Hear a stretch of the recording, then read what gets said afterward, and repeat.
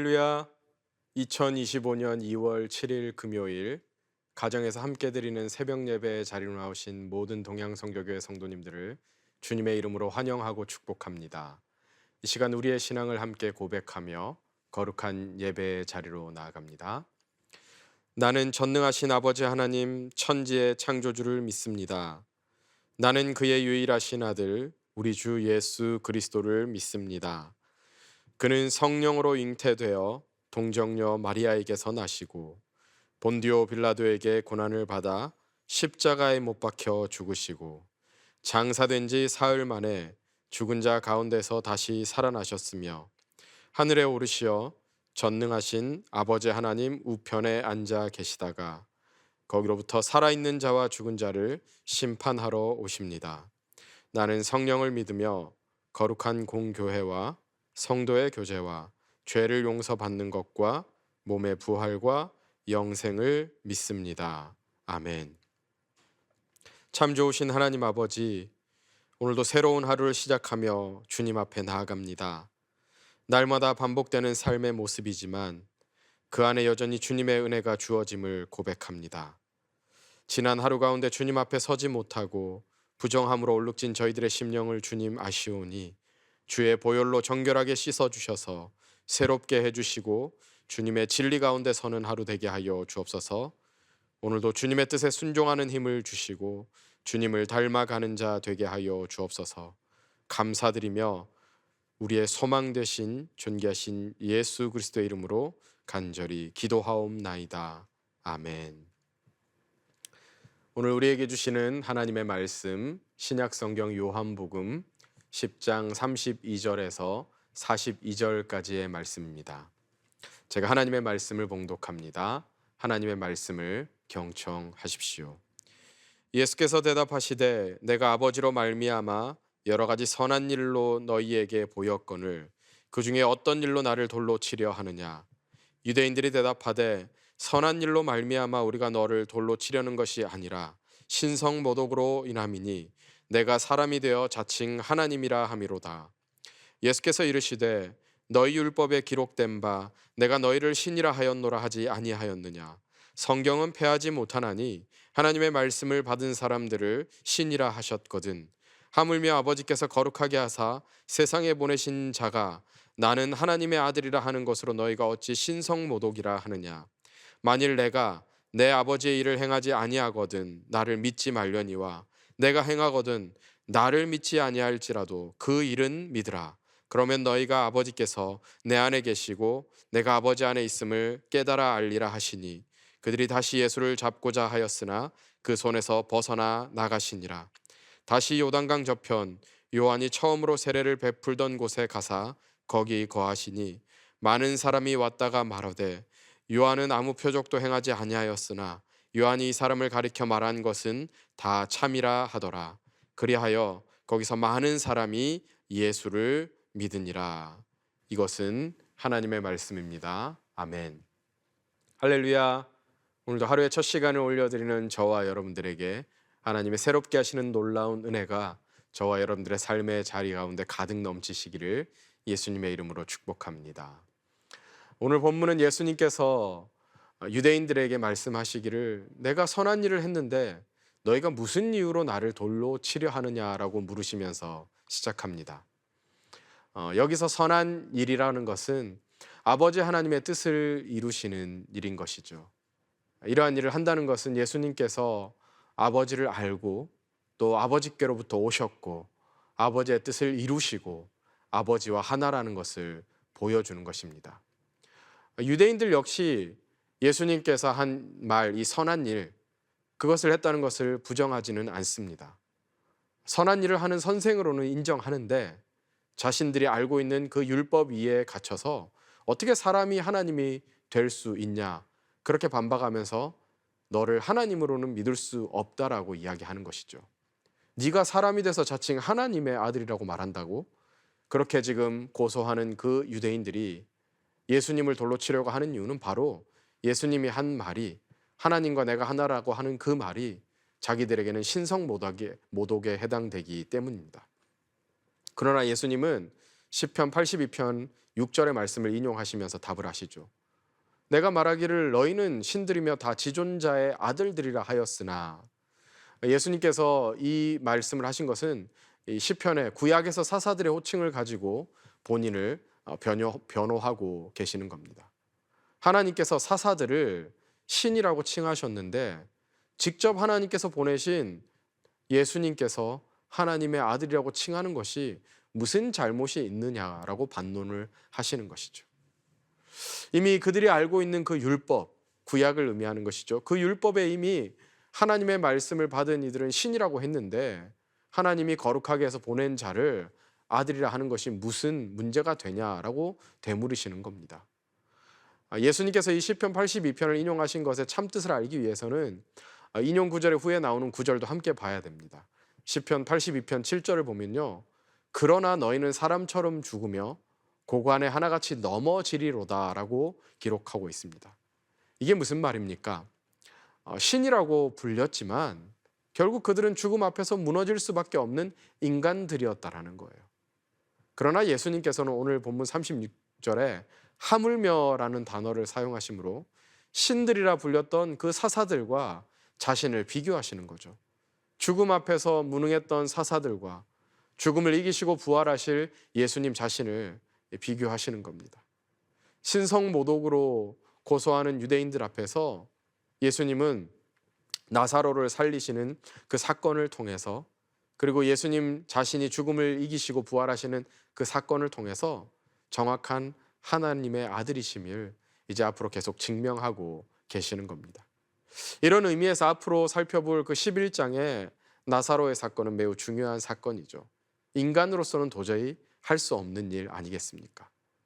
그러면서 단순하게 하나님과 하나라는 그냥 그런 도식이 아니라 보냄을 받은 자로서 이것이 하나님이 하시지 않으면 안 된다라는, 그 하나님의 일을 내가 수행하고 있다라는 것을 말씀하시는 거죠.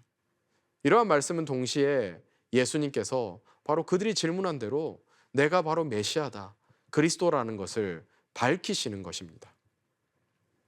요즘도 많은 사람은 예수님을 성인이라고 추앙합니다. 많은 좋은 사람 중에 한 사람, 성인 중에 한 사람.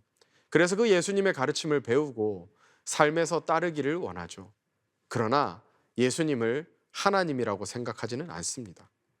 이것이 바로 유대인들의 문제고요, 또 이단의 문제고요, 또 자유신학자들의 문제이기도 합니다. 선한 일을 행한다, 우리가 참 삶을 많이 강조하죠. 이 선한 일을 행하라고 요구하는 것은 사실은 기독교만이 가르치는 내용은 아닙니다. 모든 종교가 근본적으로 선한 일을, 윤리적인 일, 도덕적인 일을 요구합니다. 그러나 이 기독교는 행위가 아닌 믿음으로 구원을 받는다라고 분명히 가르칩니다. 왜냐하면 선한 일을 통해서, 즉 우리의 의로, 우리의 공로로 하나님 앞에 나아갈 수가 없기 때문입니다. 오직 그리스도의 십자가와 의로써 우리가 구원을 선물로 받는 것이죠. 이것이 은혜 아닙니까? 다시 말하면 우리가 선한 일을 하는 것은 우리가 구원을 얻기 위함이 아니라 구원을 아무런 공로 없이 받았기 때문에 감사함으로 하나님께서 즐거워하시는 그 선한 일을 행하는 것입니다.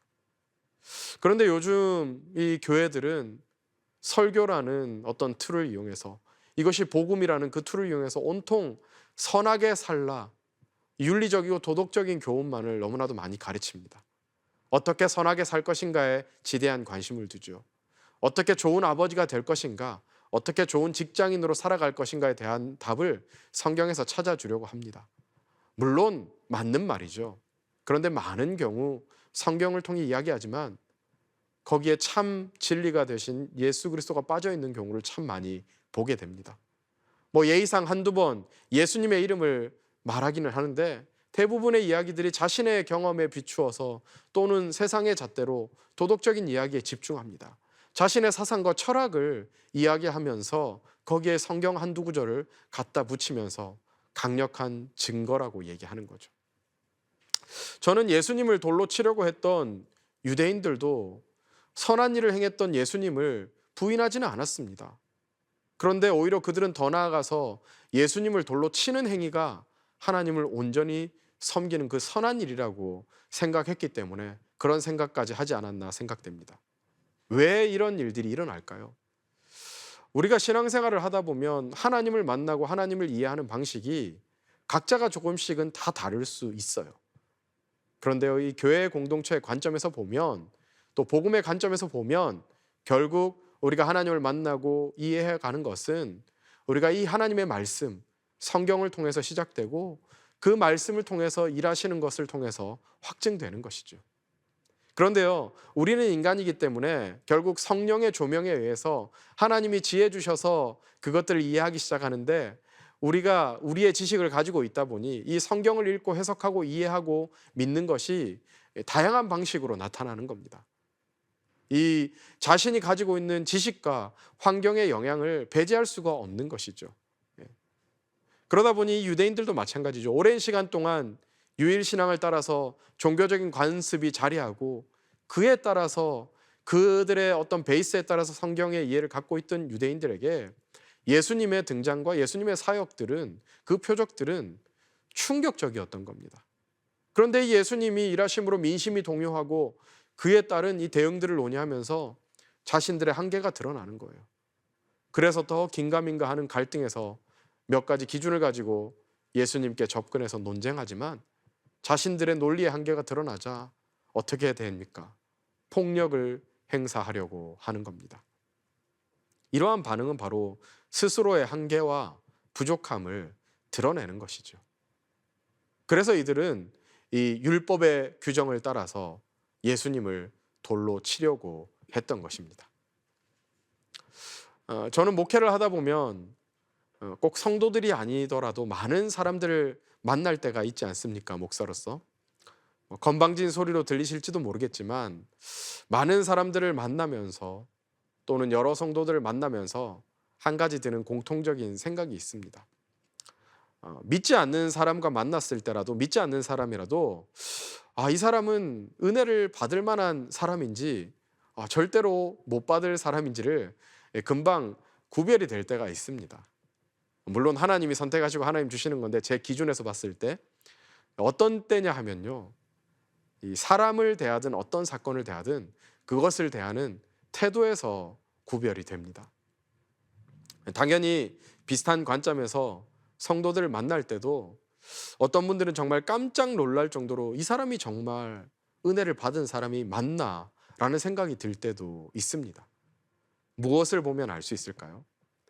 그 사람의 태도를 보면 알 수 있습니다. 그것이 어떤 태도입니까? 말씀을 향한 태도, 또 목사를 향한 태도, 또 하나님의 뜻에 대한 태도를 보면 알 수 있습니다. 말씀을 들을 때 어떤 태도로 듣는가를 보면, 또 목사를 대할 때 어떤 태도로 대하는가를 보면, 이 하나님의 뜻에 대해 어떤 태도로 순종하는가를 보면 그 사람이 은혜를 받을 만한 사람인지 은혜를 받을 수 없는 사람인지를 알 수 있다라는 거예요. 그만큼 은혜를 받는 것과 이 태도라는 것은 밀접한 관계를 가지고 있는 것이죠. 그런데 왜 이런 태도를 보면 알 수 있을까요? 그건 바로 이것이 하나님이 일하시는 방법이기 때문입니다. 하나님은 그 사람에게 은혜를 주시기 전에 먼저 그 사람의 태도를 바꾸십니다. 먼저 그 사람의 마음 가운데 갈급함을 주시고요, 또 열린 마음을 주시고요, 절박한 심령을 주시는 거예요. 그렇게 그 사람의 태도를 아주 가난하고 겸손하게 만드신 뒤에 하나님이 은혜를 부어 주신다라는 거죠.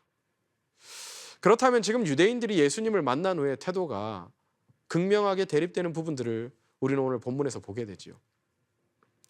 여러분, 예수님을 만나고 나서 그분의 말씀과 사역에 대해서 보고 들은 합당한 반응은요, 회개와 믿음과 순종이죠. 우리가 처음 신앙생활을 할 때를 생각해 보세요.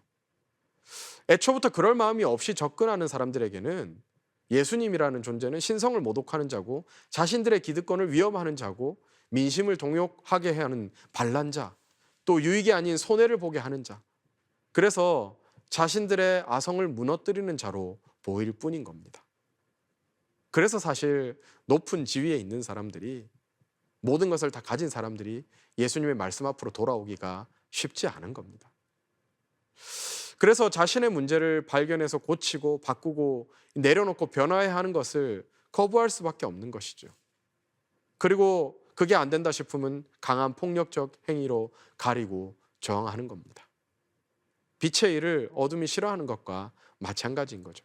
지금 이 유대인들이 예수님의 말씀을 어떤 태도로 대하는가를 보면 명확히 드러나지 않습니까? 우리가 이번 한 주 계속 이 요한복음 10장의 말씀을 묵상하면서 보면 사실 이 사람들이 믿을까 말까를 고민하는 사람들처럼 보이죠. 그래서 어제 본문 24절에 보면 제발 진짜 당신이 하나님의 아들 맞는지 이해 좀 밝히 말해달라고, 이제 좀 밝히 말해달라고 요구했던 사람들입니다. 그래서 예수님이 밝히 말하는데 증거까지 다 대주는데요, 죽이려고 달려들고 있습니다. 왜 그럴까요? 믿고 싶어 질문한 것이 아니었기 때문이에요. 약점을 찾아서 공격하기 위해 질문했다라는 것이 여기에서 다 드러나고 있는 것입니다. 그런데 아직 하나님의 때가 안 되었기 때문에 예수님은 그 자리를 피하십니다. 그리고 40절부터 보면 유대인들의 위협을 피해서 요단강 저편에 세례 요한이 세례를 베풀던 곳으로 가십니다. 그런데 여기서는 예수님을 만난 후에 믿음으로 반응하는 사람들을 보게 되죠. 앞부분에서 나왔던 유대인들과는 다른 반응이죠. 많은 이들이 그곳에 와서 예수님의 사역을 본 이들은 이전에 세례 요한이 증거하고 예비한 길로 오신 그 예수님께 믿음으로 반응합니다. 물론 이 상황이 유대인들의 위협을 피해서 가시기도 했지만 예수님께서 물을 건너실 때마다 그곳에는 늘 믿음으로 반응하는 사람들, 곧 하나님이 택하시고 붙여주신 이들이 예비되어 있었습니다. 지금 가신 곳은 이전에 세례 요한이 세례를 주던 곳이라고 말하죠. 예수님을 증거하고 예수님의 길을 예비한 세례 요한을 따르는 이들이 그 증거를 따라 오신 그 예수님을 영접하고 믿음으로 반응한 것입니다. 비록 요한은 표적을 행하지 않았으나 예수님은 그 표적과 이것에 대한 설명을 하셨으니 이것을 본 많은 이들이 예수님의 그리스도 되심을 믿게 되는 것입니다. 물론 우리가 성경을 보면 그것이 여전히 우리 주님에 대한 오해가 있다 할지라도 점점 그 믿음이 온전함으로 나아가고 있다는 것을 볼 수 있습니다. 이 요한복음이 계속해서 예수님의 말씀과 사역과 표적에 대한 반응이 둘로 나누어지는 것을 우리에게 보여주고 있습니다. 그리고 지금 이 말씀을 통해 우리가 그 예수님의 말씀에 어떻게 반응해야 되나, 그 합당한 반응을 촉구하고 있는 것이죠. 그러니 이 말씀을 통해 우리 주님의 사역과 증거들을 보고 그렇게 하나님을 만나고 알아가고 그 하나님의 나라와 의를 따라 순종하며 믿음으로 나아가는 것이 우리가 천국 문을 걸어가는 그 영생의 길인 줄 믿습니다. 목자는 양을 알고 양은 목자의 음성을 알아서 그 음성을 따라서 그 문으로 출입하고 또 목자가 주시는 생명의 양식으로 힘을 얻고 이 목자의 지팡이와 막대기를 따라 안위하며 어떤 상황 속에서도 두려움 없이 나아갈 수 있어야 할 것입니다. 사랑하는 동양선교교회 성도 여러분, 성도가 전해야 하는 것은 오직 예수 그리스도밖에 없습니다. 예수님께서 하나님의 아들이시며 이 땅에 오셔서 우리를 위해 십자가에 달려 돌아가셨고 사흘 만에 부활하셔서 우리의 부활의 첫 열매가 되셨다는 사실로 인해 오늘 하루도 하늘로부터 오는 생명을 소유하는 저와 여러분들이 될 수 있기를 바랍니다. 우리가 그리스도 예수 안에 있기에 예수님께서 이 땅에서 행하신 그 선한 삶에 동참할 수 있다는 사실을 안다는 것이 얼마나 큰 은혜입니까? 이제 우리가 이 예수님을 아는 지식이 그저 지식에서 끝나는 것이 아니라 우리의 삶 속에서 드러나기를 소원합니다. 그 삶으로 말미암아 하나님의 그 영광이 오늘 저와 여러분의 삶 속에 가득 넘치는 귀하고 복된 하루의 삶 될 수 있기를 예수님의 이름으로 축복합니다. 함께 기도하겠습니다. 하나님 아버지, 주님의 말씀을 믿음의 눈으로 바라보며 그 말씀을 잘 듣고 깨닫고 순종할 수 있는 믿음을 허락하여 주옵소서. 이 하나님의 말씀을 들을 때마다 우리의 믿음이 든든하게 자라가게 하여 주옵소서. 그리스도의 장성한 분량까지 자라가게 하여 주옵소서. 주님 손에 붙잡힌 대로 주님 주신 영생으로 감사함으로 살기를 원합니다. 하나님의 말씀을 받은 자로서 주님의 자녀로 살게 하여 주시니 감사합니다. 그러므로 날마다 주님 안에 거하게 하여 주옵소서. 주님의 그 말씀의 증거들을 따라 더 온전한 믿음으로 나아가기를 소망하오니 오늘도 오직 주님과 함께 동행하는 귀하고 복된 하루가 되게 하여 주옵소서. 감사드리며 존귀하신 예수 그리스도의 이름으로 간절히 기도하옵나이다. 아멘. 이제 개인 기도의 시간입니다. 계속해서 개인 기도의 자리로 나아가시기 바랍니다.